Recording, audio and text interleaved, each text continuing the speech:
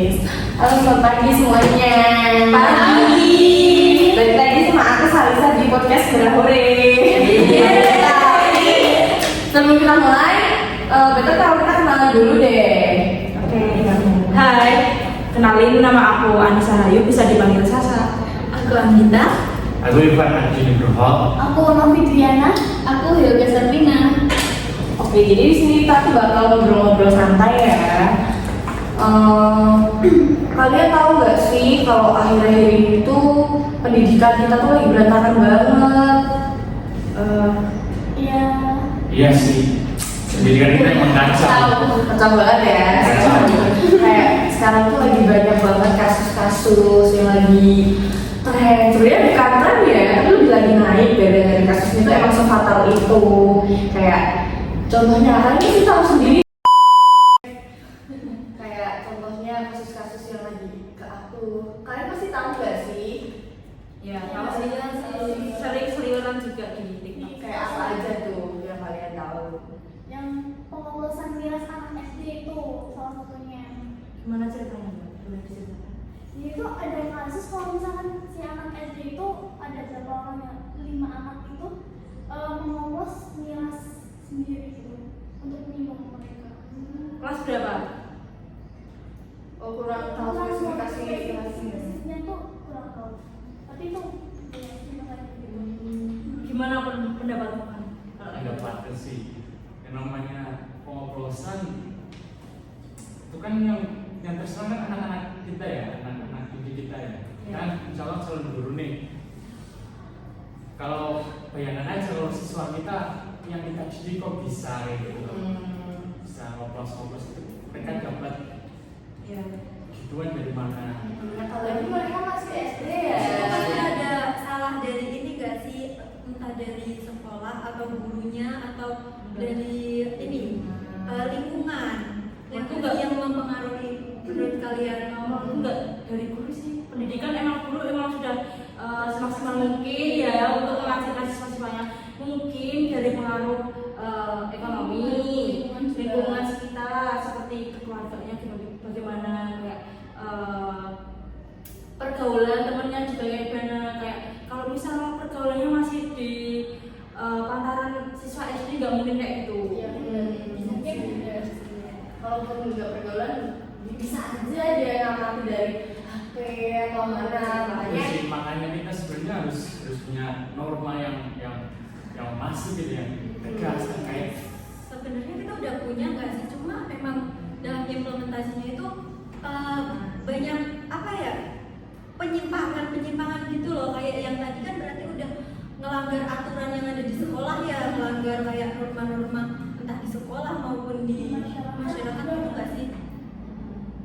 Iya sih, kayak norma yang tadi misalnya anak didik kita bisa-bisanya ngoplos minuman gitu kan tadi. Nah, itu kalau gurunya, orang tuanya, mana ada orang tua yang ngajarin anaknya ngoplos minuman gitu kan nggak mungkin. Nah, dari mana mereka dapat? Mungkin salah satunya itu dari kata bahasa Salisa tadi itu dari media sosial. Makanya kita besok ya seandainya kita jadi orang tua pun faktor dari orang tua itu juga mempengaruhi dia kontrol gimana anak yang main sosmed, dari guru juga mantau dia pas di sekolah gimana. Kalau dari masyarakat kan itu dari sistem pertemuannya dia juga. Solusinya kan seperti itu. Mungkin kalau hanya sekedar menasihati itu nggak bakal berubah. Soalnya kalau udah sikap ya udah itu nggak bisa, susah berubah. Iya, makanya itu kan ada apa sih namanya yang keterkaitan antara kerjasama antara guru dan Kolaborasi kerjasama. Nah itu sebenarnya faktor yang paling penting buat siswa-siswa kita. Iya ya, jadi nggak cuma yang ada di rumah aja itu norma-norma diterapkan atau aturan diterapkan, tapi di sekolah juga gitu ya. Jadi selaras itu nggak sih? Kalau misal pun ada yang nggak selaras, nanti kan jadi siswanya bingung mau ngikut yang di rumah atau yang di sekolah gitu. Jadi nggak balance ya. Kan tapi kan kalau masih umur segitu sukanya kayak caper gitu, kayak pengen wah aku keren di mata teman-temannya, aku pengen aku ditakuti sama mereka. Kalau mereka itu segan sama aku. Kalau gengsi juga nyebutnya FOMO ya. Benar. Kayak, aduh, pengen gitu, pasti langsung FOMO. Terus mau belga itu cara menanggulangi kayak kasus kayak ini untuk kedepannya gitu. Gimana ya? Kan mereka itu kan minum keras ya, terus dioplos ya, lama itu tapi sebenarnya itu solusinya solusi Kamu gimana sih? Aku aja sesuatu juga Kan tadi kita bahas mulai kan jadi sekolah kayak kan Apa tuh dulu solusinya solusinya kan ini sih gitu loh, saya orang tua harus mulai selaras, makanya mengontrol sih. Oh, kalau solusinya kan solusi yang buri. Jadi kan boleh. maksudnya ini solusi saya lebih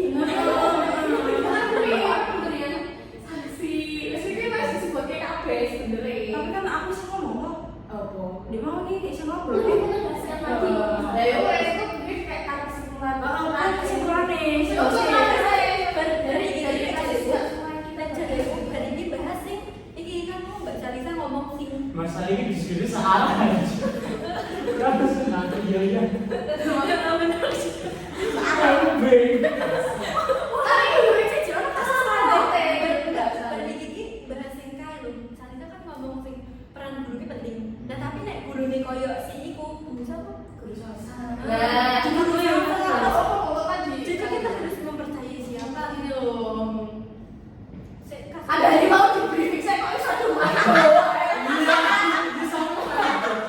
Wis bilang, oh ya Allah. Piye di kan lo bahas nih. Saya ulang lagi. dikasih peran kita itu Ulang. kita bahas tentang selaras itu kan. Iya, aku kan selaras nah iku ngomong tapi nek guru nih koyo kasusnya ada Terus saya kasih gaji skip terus Aku bilang kan kamu sih capek-capek. Sisa ini kalau aku sih biasa arah kan kalau malah sih tidak arah aku mau fun. pasti kita tuh setuju semua gitu loh. Nggak ada yang pro, nggak ada yang kontra, jadi kayak Iya. Tapi sebenarnya kayak anak-anak nih ngepas bilang tuh. iya maksud dari pendapatnya gini dari kan pendapatnya dia bukan menurut kasusnya. saya kontra nggak untuk kasih saya gue. Aku sih mau main kontra loh, tapi kak orang beda banget nih. Ulang lagi. Nah, terima kasih sebagai kita itu sebenarnya. Lanjut mana ya? Satu tak mau saya. Tapi jika tuh patah banget Dikatakan kok gaji sedikit. Ya apa mau? iklan. Kayak iklan padahal kita gak ada iklan. Iya. Medis ini pernah bentuk. Padahal iklannya suka dewe. Terus apa ya? Tadi harus ada keselarasan kolaborasi gitu ya. Tapi menurut kamu kita kan lihatnya dulu jadi sosok yang baik. Pokoknya kita lihatnya tuh kayak wah baik gitu ya. Pasti murid-murid ngeliat gitu pasti kayak gitu. Gimana kalau gurunya nanti kayak guru salsa? Guru salsa emang kayak gimana? Kasusnya dia tuh sebenarnya tuh dia tuh dalam konteks tuh korban dalam hal kekerasan seksual lah. Si cowoknya tuh dia menyebarkan video sama photoshootnya Bu Salsa. Jadi dia terkena kasus, otomatis nama dia kan udah tercemar. Tapi kenapa dia masih diberlakukan surat perintahnya? Pokoknya dia masih jadi guru lah. Menurut kalian gimana? Tadi Mbak Salisa ngomong Bu Salsa itu adalah korban. Kok bisa jadi korban? Nah, jadi begini, dalam kasus yang saya baca ya, antara cowok sama cewek itu kesepakatan mau sama mau pasti melakukan. Tapi cowoknya murid. Bukan, tentu saja bukan. Tapi dalam konteks ini foto sama videonya itu sama si cowok disebarluaskan.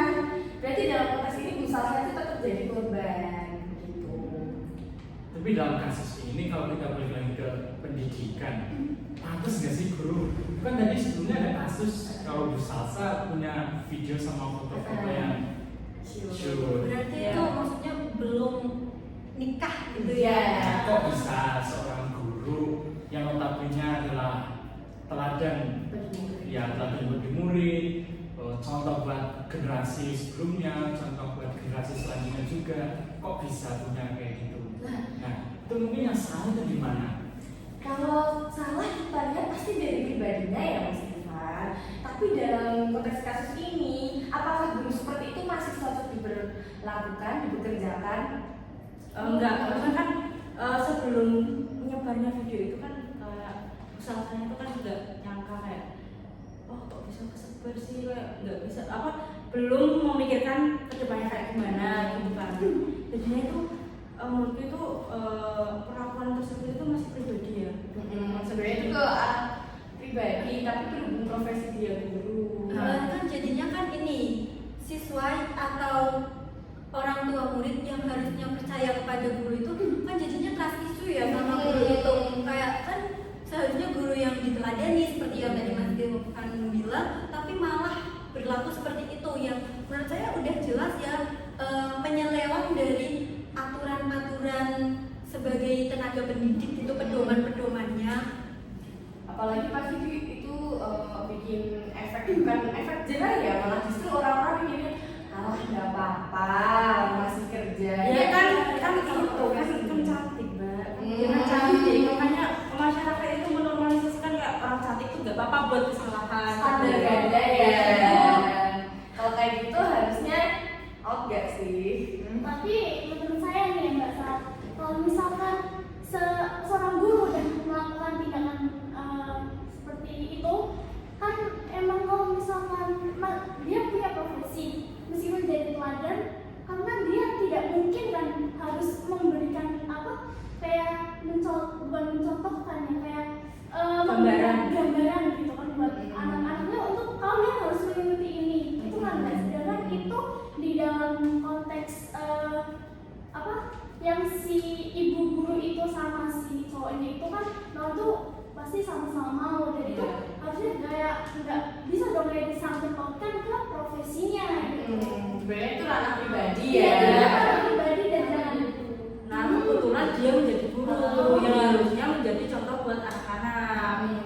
Ya, kayak sama sebenarnya di norma ini ajaran dulu ya. Sebenarnya norma di dalam pendidikan juga, kalau kita kembali ke secara teolog, itu ada istilah, ada doa atau ada gimana ya? Sebenarnya doa. Kalau tutupilah aib guru-guru kami. Nah, maksud di situ sebenarnya ranah pribadi sama ranah profesionalitas seorang guru sebenarnya ada dikotomi, ada perbedaan. Nah, kalau di dalam sekolah pribadi itu kita menggunakan ranah keguruan tersebut tanpa melihat latar belakang pribadinya. Maka di situ kita sebenarnya enggak, kalau kita benar-benar secara idealnya sebagai siswa mungkin nggak usah melihat kepribadiannya.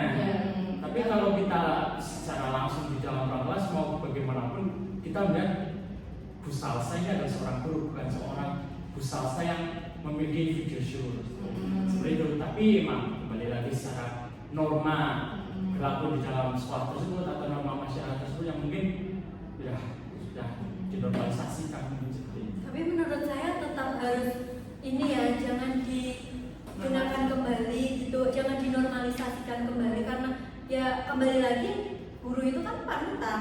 Nanti kalau seperti itu dinormalisasikan, entah mungkin guru lainnya akan melakukan hal yang sama, menganggap oh mungkin dia melakukan misalnya melakukan seperti itu, dinormalisasikan. Jadi saya juga melakukannya mungkin akan merasa dinormalisasikan seperti itu, malah nanti jadi budaya gitu loh kalau menurut saya.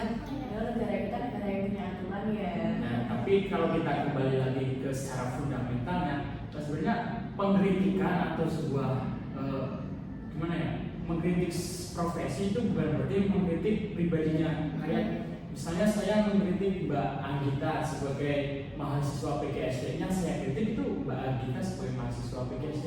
Saya nggak mengkritik bahwa Mbak Anggita itu lahir tahun 2006, lahir dengan tinggi 167, lahir di Batam, itu nggak mungkin. Tapi bagaimana Mbak Anggita di dalam kelas aktif diskusi, sering mengingatkan tugas dan lain-lain yang berkaitan dengan kelas, itu yang bisa saya kritik, bisa saya sanggah, bisa saya koreksi. Tapi Mbak Anita sebagai pribadi yang tidak bisa. Nah, hal-hal yang seperti ini yang sebenarnya masih kurang dipahami oleh masyarakat Indonesia. Contoh, ini agak sedikit melenceng, tapi kita bicara terkait mengkritik presiden.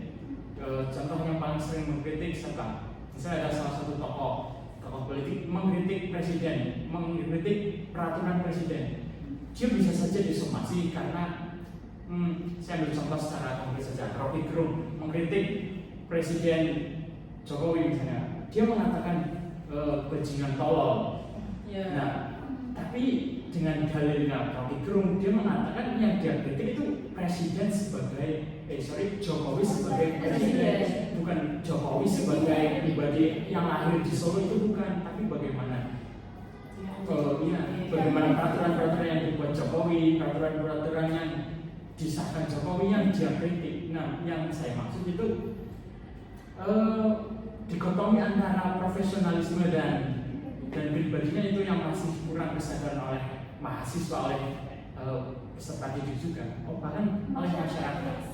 Tapi ya, kalau secara itu nanti kepada mental ataupun ya mental lah, lebih ke mental, guru itu apa enggak terganggu ya jika terus mendapatkan tekanan seperti itu, kayak entah apa ya, omongan-omongan yang seperti itu karena dia tetap diperlakukan sebagai guru gitu loh. Jadi kan mungkin siswa juga jika guru tersebut tetap mengajar akan lebih sepele.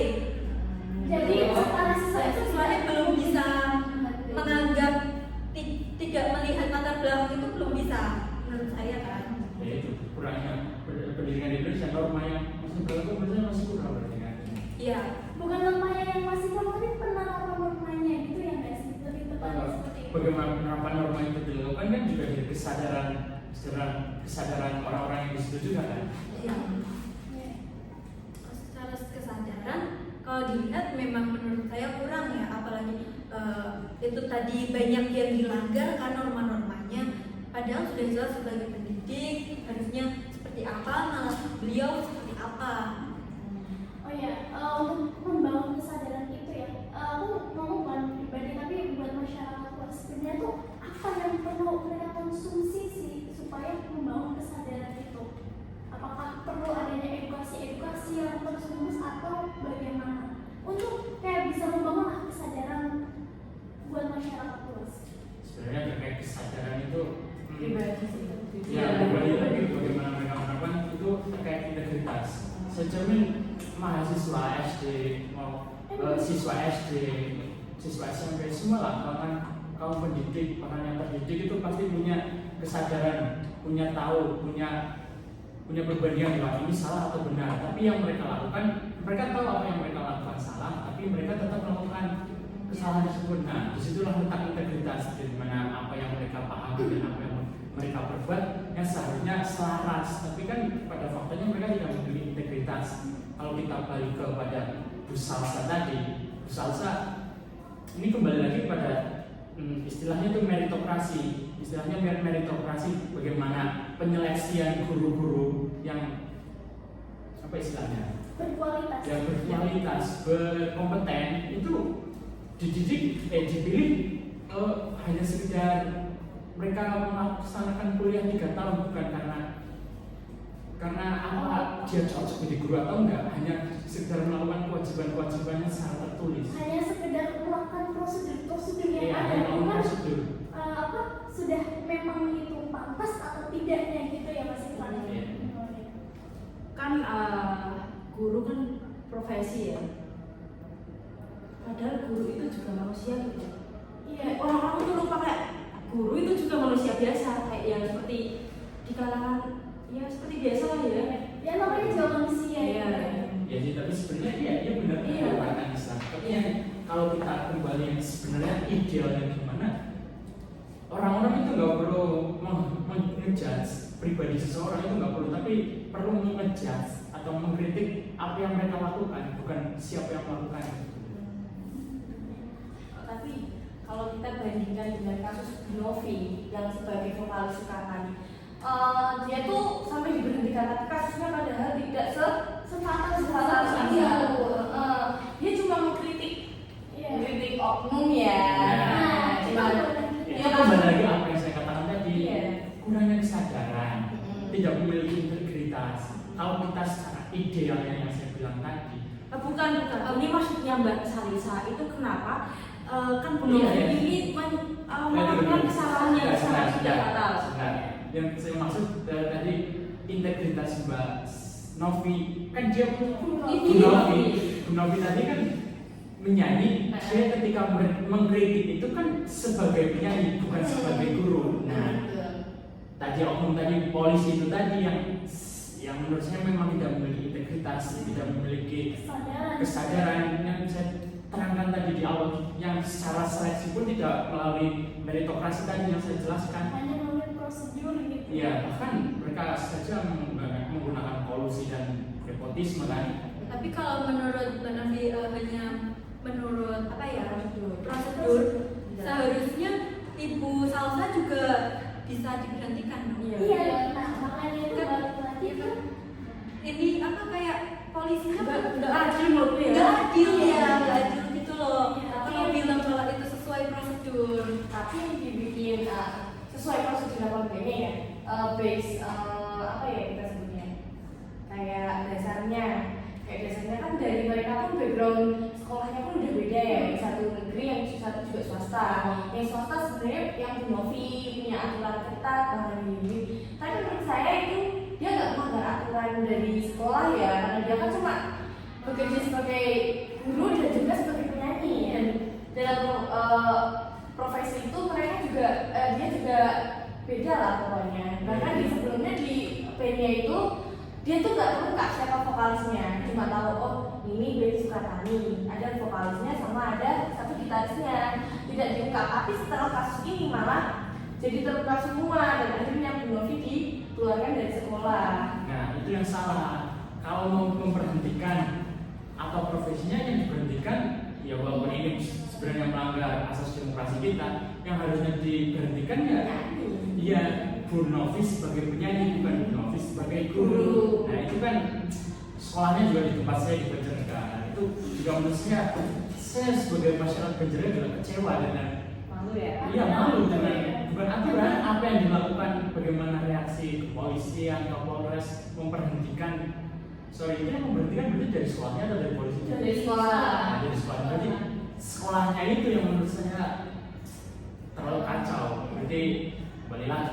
Ini tidak memiliki integritas kan?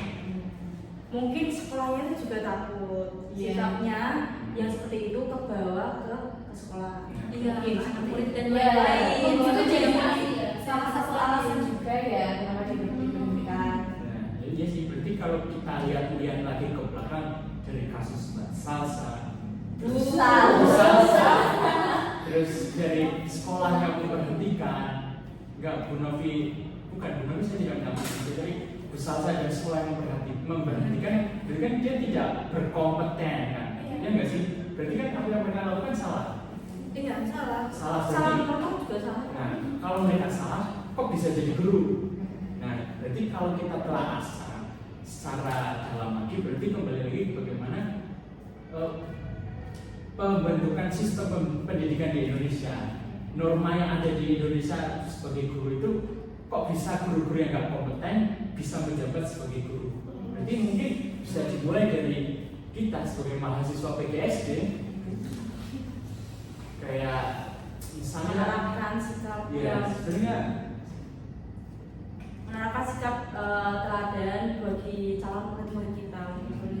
iya ya, kalau kita sebagai tadi kan kita kembali lagi ke sistem pendidikan kayak orang-orang banyak yang menyalahkan kurikulum tiap tahun ganti, tiap presiden ganti. Sebenarnya itu kayak kata Bu Brotul ya, itu kan penyesuaian. iya emang benar penyesuaian. Dan kalau saya mengutip Paulo Freire, salah satu tokoh dari Brazil, dia filsuf juga seorang pedagog, dia mengatakan bahwa tidak penting kurikulumnya seperti apa, sistemnya seperti apa, tapi bagaimana menyampaikan, bagaimana siapa yang menyampaikannya yang harus lebih ditekankan. Yaitu kita guru tidak peduli kurikulumnya bagaimana, intinya gurunya yang harus seperti apa. Tapi jika tidak peduli kurikulumnya bagaimana, nah itu apa gunanya dibentuk kurikulum? Kan kurikulum bisa dibilang sebagai standar atau standar capaian gitu ya. Jika tidak digunakan, untuk apa dibentuk kurikulum tersebut, dilakukan penyesuaian tersebut, kurikulumnya diubah seperti itu. Nah, kurikulum diubah jadi kan kalau kita tujuan kembali ke tujuan kurikulum kan sebagai kerangka berpikir suatu negara buat pendidikannya bagaimana. Ya. Tapi yang saya bicarakan itu kita sebagai guru. Jadi kalau di dalam istilah filsafat itu ada istilah namanya stoikisme. Ada hal yang bisa kita kontrol dan ada hal yang tidak bisa kita kontrol. Nah, kita sebagai guru, sebagai calon mahasiswa, calon pendidik, itu yang bisa kita kontrol ya bagaimana kita mendidik kan, bagaimana kita menjadi guru. Itu yang bisa kita kontrol. Tapi ketika berbicara kurikulum itu seperti apa, itu kan bukan kontrol kita. Itu mungkin kalau kita ibaratkan itu kontrol dari prodi teknologi pendidikan, kontrol dari kementerian kita. Iya. Udah ada birokrasinya sendiri. Nah, kita sebagai calon guru dan sebagai guru, nah kita fokus apa yang bisa kita lakukan sih. Bukan melakukan kurikulum itu nggak penting juga. Enggak, kenapa sih kayak kurikulum itu setiap peradaban kayak ganti. Nah itu tergantung situasi negara itu kayak gimana menurutku ya. Terus menurutku kayak kementerian sekarang juga kayak bingung kenapa negara kayak jadi gini gitu. Kayak sekarang juga itu juga keterkaitan kayak kecanduan juga main handphone. Nah, jadinya kayak kementerian juga bingung harus gimana, kurikulumnya harus dibuat bagaimana buat siswa-siswa agar menjadi penerus yang baik gitu. Ya, kita lihat kementerian aja lah. Coba periode baru, kementerian baru, kabinet baru, kita mahasiswa baru. Dari menteri pendidikannya aja nggak terkenal. Kalian tahu nggak menteri pendidikan sekarang siapa?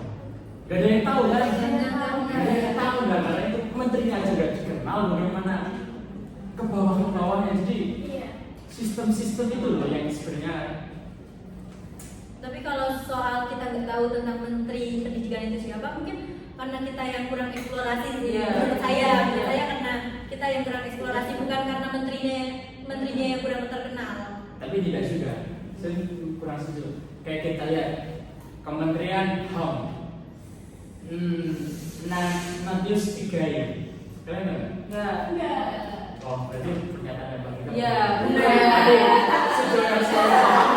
Ketika kementerian itu membuat sebuah statement yang konyol, yang lucu, itu kan pasti terkenal. Kayak Bahlil, kayak kemarin. Ridwan Kamil.